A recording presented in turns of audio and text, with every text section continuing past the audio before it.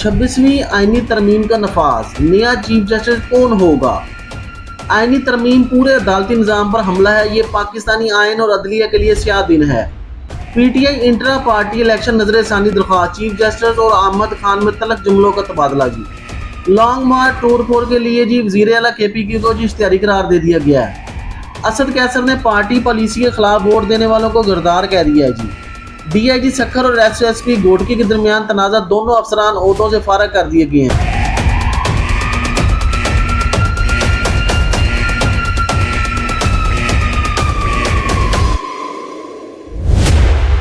बिस्मिल्लाहिर्रहमानिर्रहीम, अस्सलाम वालेकुम। मेरा नाम है सैयद हारून अरशद और आप देख रहे हैं न्यूज़ विद हारून चैनल को। चैनल पर अगर नए हैं तो सबसे पहले चैनल को सब्सक्राइब कर लें और बराबर में बेल आइकन के बटन को लाजमी प्रेस कर दिया करें। वीडियो को लाइक शेयर लाजमी करें और जितनी भी पिछली 12 घंटों में न्यूज़ डेवलप हुई है उन पर बहस करते हैं। वही काम हुआ जिसका सबको इंतज़ार था। 26वीं आईनी तरमीम जो है जी वो नफाज में आ चुकी है।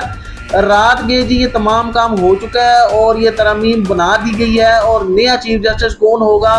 फाइज ईसा कल रात तक 3 नाम देने के पाबंद हैं। क्या अब इमरान खान का जो बाहर आना नामुमकिन हो चुका है? बिल्कुल ही जी हाँ जी। इसी पर बात करते हैं कि इस्लामाबाद 26वीं आईनी तरमीम के नफाज के बाद नए चीफ जस्टिस की तकर्री के लिए नाम भिजवाने में चंद घंटे बाकी हैं। गुज़िश्ता रोज़ सेनेट और कौमी असम्बली ने 26वीं तरमीमी आइन की मंजूरी दे दी थी, जिसके बाद आज सदर के मुमलकत की जानिब से दस्तखत के बाद कौमी असम्बली से मंजूर तरामीम मंजूरी के बाद बाकायदा आइन का हिस्सा बन गई है। जी हाँ जी। 26वीं आइनी तरमीम के बाद चीफ जस्टिस की तकरीरी 3 दिन कबल होगी। चीफ जस्टिस की तकरीरी के लिए नाम भेजने के लिए 35 घंटे का वक्त बाकी है। सुप्रीम कोर्ट के मौजूदा चीफ जस्टिस 22 अक्टूबर रात 12 बजे तक 3 नाम आईनी कमेटी को भेजने के पाबंद हैं। चीफ जस्टिस पाकिस्तान आइन के आर्टिकल 175 के ज़ेली शीट 3 के तहत 3 सीनियर जजेस के नाम पार्लियामेंट्री कमेटी को भिजवाएंगे और पार्लियामेंट्री कमेटी 3 जजेस में से 1 जज का तकर्रर करेगी। जी हाँ जी। बात वहाँ पर ही आ जाती है कि हुकूमत जो है अपना मनपसंद जो है जज खुद रखेगी, चाहे वो हुकूमत नून की है या PTI की है। अब जी कुछ ऐसा कानून जो पास हो गया है कि जो आइन और कानून और जो अदालतें हैं वो भी जो है सियासतदानों की कठपुतली बन गई हैं। जी हाँ जी। और चीफ जस्टिस पाकिस्तान का इंतखाब 26वीं आईनी तरमीम की मंजूरी के बाद सीनियर 3 जज चीफ जस्टिस के लिए ऑटोमेटिक चॉइस नहीं होगा। जी हाँ जी। ये रूल बदल गया है कि ऑटोमेटिक जो पिछला जज होता था वो आगे चीफ जस्टिस अब नहीं बन सकता है। वो आप सबको पता ही है कि क्या हो रहा है हुकूमत में और किस लिए ये तमाम जो है तरमीम बनाई गई है अपने आप को बचाने के लिए। बहरहाल बल्कि चीफ जस्टिस पाकिस्तान का इंतखाब 3 सीनियर जजेस में से किया जाएगा और वो मनपसंद जजेस होंगे जो हुकूमत के होंगे। जी हाँ जी। उसमें से 1 जज को जी ये लगाएंगे। और नई तरमीम के तहत चीफ जस्टिस के नाम का फैसला 12 रुकनी पार्लियामेंट्री कमेटी 2/3 अक्सरियत से करेगी। कमेटी वज़ीर आज़म को चीफ जस्टिस का नाम भेजेगी, जिसके बाद वज़ीर आज़म अब सदर मुमलिकत को मंजूरी के लिए नाम भेजेंगे। 26वीं आईनी तरमीम के मुताबिक 3 सीनियर जजेस में से किसी जज के इनकार की सूरत में अगले सीनियर 3 जज का नाम ज़ेरे गौर लाया जाएगा। जबकि चीफ जस्टिस पाकिस्तान की ओहदे की मुद्दत 3 साल या रिटायरमेंट की उम्र की हद 65 साल हो गई है। जी हाँ जी। ये ताबड़तोड़ मैंने खबर आपसे शेयर की है। और इसके बाद PTI की तरफ से बयान आया कि आईनी तरमीम पूरे अदालती निज़ाम पर हमला है। ये पाकिस्तानी आइन और अदलिया के लिए स्याह दिन है। बैरिस्टर गौहर।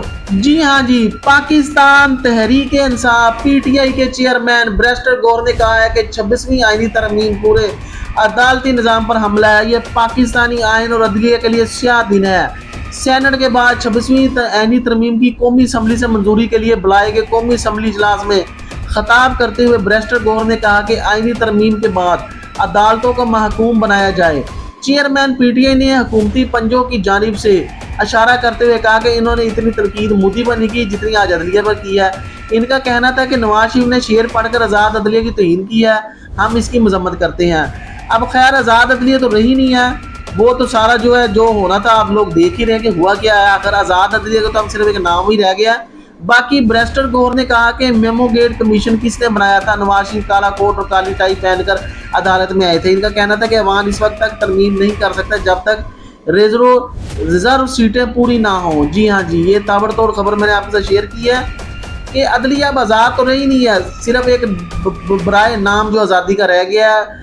मुकम्मल तौर पर अदलिया जो है अभी हुकूमत के अंडर आ चुकी है।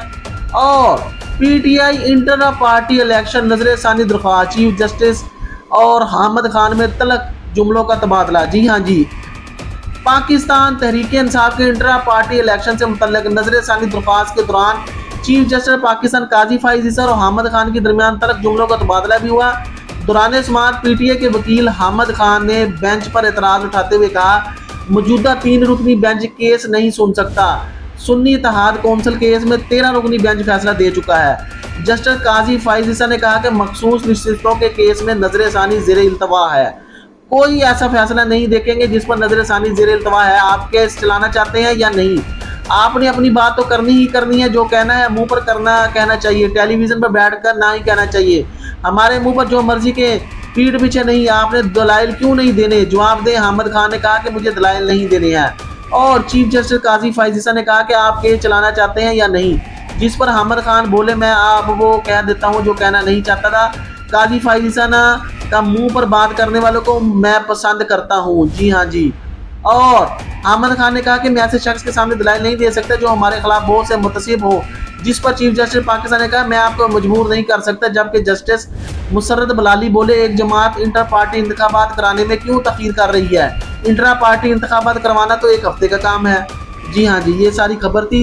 और जी पीटीए की जानिब से एक और खबर सामने आई है कि लॉन्ग मार्च तोड़ फोड़ केस में वजीर आला केपी की अली अमीन गंडापुर को जी इश्तिहारी करार दे दिया गया और कार्रवाई इस पर शुरू कर दी गई है। जी हाँ जी, एक तरफ कानून नाफज हो गया, दूसरी तरफ पीटीआई को मजीद प्रेशराइज करने के लिए जी इश्तिहारी जो है वजीर आला केपी की उनको जी कार्रवाई शुरू कर दी गई है।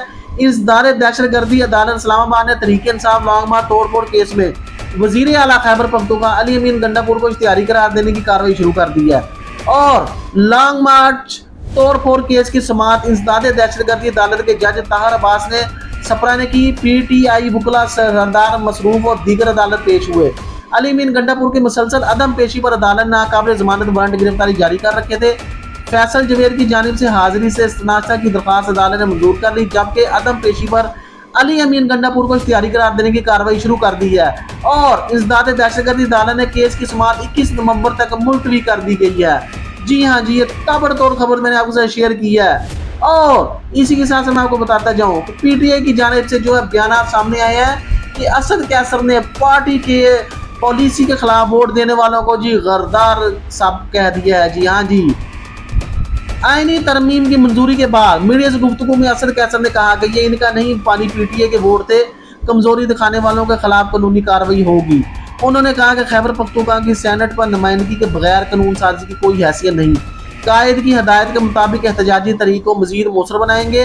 असद कैसर का कहना था कि जिन्होंने वोट दिया उन्होंने पार्टी और बानी पीटीआई से गिरफ्तारी की है। हुकूमत बिल के लिए तमाम रूल्स और तरीक़ेकार को खतरे में नहीं लाई। जो कुछ हुआ गैर आनी है, कौम से उम्मीद करता हूँ वो भरपूर आवाज़ उठाएंगी।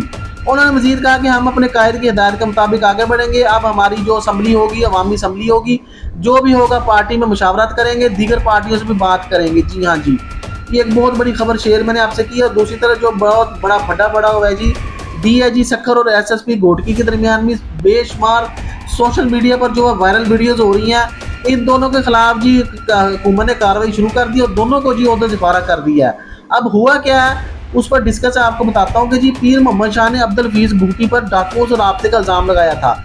ये सारी कहानी है। और डीआईजी सक्खर, पीर मोहम्मद शाह और एसएसपी घोटकी अब्दुल हफीज भुट्टी के दरमियान तनाज़ा जोर पकड़ गया, जिसके बाद हुकूमत सिंध ने दोनों अफसरान को ही ओहदे से हटा दिया। हाँ जी, इसी के साथ साथ आपको बताता हूँ दोनों अफसरान को ओहदों से हटाने का नोटिफिकेशन जारी कर दिया गया है, जिसके मुताबिक डीआईजी सक्खर का चार्ज डीआईजी लाड़काना नासर आफ्ताब को सुपर्द किया गया है। नोटिफिकेशन के मुताबिक एसएसपी घोटकी का इजाफी चार्ज एसएसपी खैरपुर समीउल्लाह के सुपुर्द कर दिया गया है। वाज़ेह है कि पीर मोहम्मद शाह ने अब्दुल हफीज भुट्टी पर डाकुओं से राब्ते का इल्ज़ाम लगाया था, जिसके जवाब में अब्दुल हफीज भुट्टी ने भी पीर मोहम्मद शाह पर इल्ज़ाम आयद किए थे।